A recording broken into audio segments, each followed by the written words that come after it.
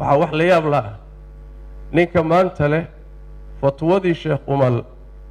ayaa carruurtii ku agowooday oo muqdisho joogta oo raba muxaadara in loo jeediyo taariikhdii laga been sheego sax maaha intaa waa mawaaqif wada caam oo markhaati lahoo la wada joogay wey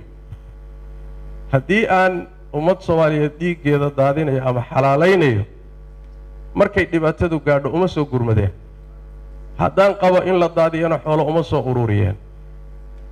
dareen diineed weeye mas-uuliyad weeye culimmadu ay qabto waajib diiniya waay intaa waxaan idin taariikhdaasi wakhtiga idinkaga lumiyey علشان inaad ogaataan xaqiiqada inaad ogaataan ummad badan oo been lagu lugooyo waxaan jirin loo sheegayna inay waxa jira ay ogaato intaas weeye aad baad u mahadsantihiin kelimada aan doonayo intaa kadib inta yartee taariikhda inaan idin ahdo dadka reer muqdisho waad mahadsantihiin aad iyo aad baad u mahadsantihiin jazaakum allahu khayran caasimad inuu muqdisho ilaahay ka dhigay waa nicmo ilaahay idin siiyey waa ummaddii soomaaliyeed inaad hooyo u noqotaan caasimaddu waa hooyadii dalka waay ummaddii oo dhan uruurinaysa intii waxa weeye waa idinka aqbalay soo dhowayntii iyo xafladdan iyo ka horba raallina waan ka ahay haba yaraatee nin u dudsanna ma ihi muxaadaraa laguu diiday uma dudsan mana sheeganayo magaalada muqdisho ayaa lagugu takooray ma qabo mana qabo inaad raalligeli ii siisaan sababtu waxa weeye wax dembiyood iga gasheen ood ma jiro markaan jawaabayana waxaa idhi muqdisho waa magaaladay haba yaraatee cuqdad aan la noqonayana ma jirto insha allahu tacaala hadday duruuftu ii saamaxdana waan soo noqon oo waan idinla joogaa insha allahu tacaala sheekha muxuu ahaaye walow walaalaha qaarkood hadalkooda wadaadada kala qabta uu ka muuqday wadaadada kala qabta ma aha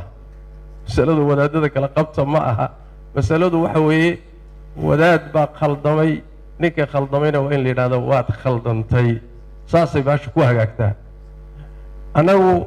intaan doonannay khalad maana abuurin mushkilo maana abuurin ujeeddadayduna ma aha inaan muxaadaro dhigaba markaan meesha imaanay laakiin bulshada qaar ka mid ay culimmada iga codsaday dhowr beli nala joog khudbada jumcadana noo jeedi muxuu ahaayey muxaadaraadna magaalada ka jeedi waan baaqday anigoo magaalada nairobi hawlo badan kule baan saa u baaqday hadday mushkila abuurantayna go-aan waxaan qaataya intii hataa iska dhaaf dhiig ku daatee ruux soomaaliya intii lagu xidhi lahaa ama xabsi ku geli lahaa sababtay ah ayada dhan hala kansalo ayadoo weliba dawladdu ku madax adag tahay anaa diiday oo ku idhi maya ma dhacayso xataa madaxweynahaya waxaan ku qanciyey qiso waxaan u keenay cuthmaan ibnu cafaan khaliifatu rasuulillahi sal alla alay wasalam ayaa waxaa loogu yimid duulaan niman kacdoona duulaan ugu yimid xafiiskiisiibay isku wareejiyeen inay dilaan bay rabeen saxaabadii nebiga sal alla alay slam la joogay baa damcay inay difaacaan oo dagaalamaan oo khaliifka muslimiinta difaacaan cuthmaan wuxuu ku yidhi ruux muslima intii sababtayda dhiig ugu daadan lahaa u banneeya faraha ka qaada ha dagaalamina way ka baxeen saxaabadii nimankii way u soo galeen cuthmaan isagoo qur-aan akhrinayay ku dileen qisadaasaan xataa u sheegay dowladdoon ku idhi maadaama khaliifkii muslimiintu dhiiggiisii in la dilo u oggolaaday calashaani muslimiintu ha badbaadeen muxaadaro laga maarmi karo inay muslimiinta dhib u soo gaadho sax maaha sidaasaan marka ku baajinnay sidaas daraaddeed wadaadka iyo wixii la fikrada iyagana waxba uma qabo soomaaliya oo dhanna waa saamax dad fara badan oo la lugooyey oo aflagaada iyo wax badan sameeyeyna ayaguna waa cafi idinkuna waad mahadsantihiin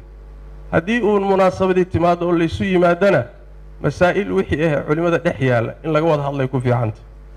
wixii laysla afgaran waayana nin walba uu tiisa si nabadgelyo ah ku wato wixii laysla afgartana si walaalnimo loogu wada socdo isaguna waa cafi intii gaf gashayna waa cafi dhammaanteenna allahina wada cafiyo aadna waa u mahadsantihiin jazaakum allahu khayr wassalaamu calaykum waraxmatullah